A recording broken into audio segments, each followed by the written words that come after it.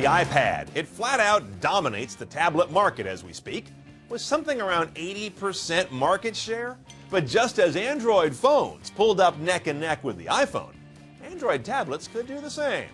I'm Brian Cooley with top 5 ways that could happen, according to developers who write tablet apps. Number 5, new places to buy apps.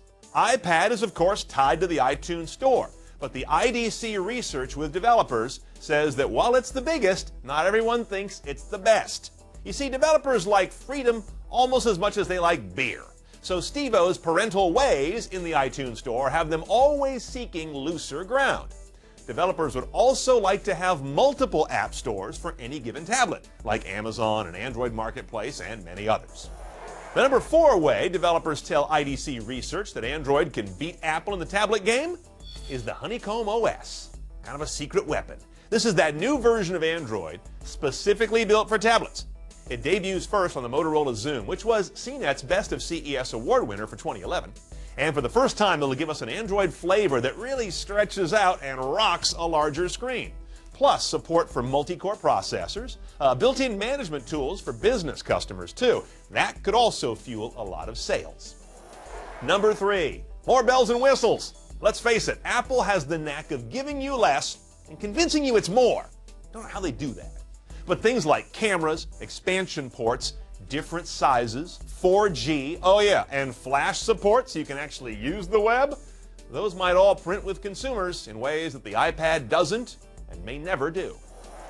Number 2, developers say control fragmentation.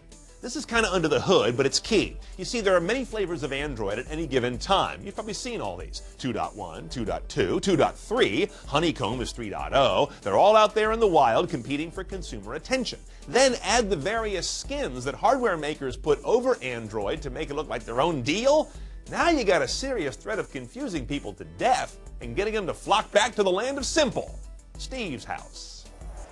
Before we get to our number 1 way that Android tablets could beat the iPad, here are 5 of the most anticipated Android tablets that are either on the way or on the market for 2011 as we speak.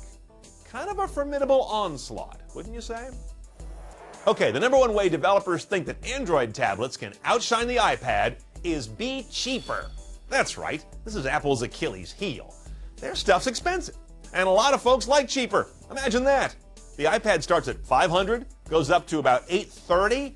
That's a month's net pay for a lot of people. They're not going to be running around with an iPad. Android tablets will be in heavy price competition, both between the makers of some, 80 or 90 models that are coming on market, as well as between the retailers who'll have the flexibility to discount them, unlike Apple products. Now, of course, stay on top of all the new Android tablets that are coming out. We cover them obsessively on CNET.com. And for more top 5s like this one, go to top5.cnet.com. I'm Brian Cooley. Thanks for watching.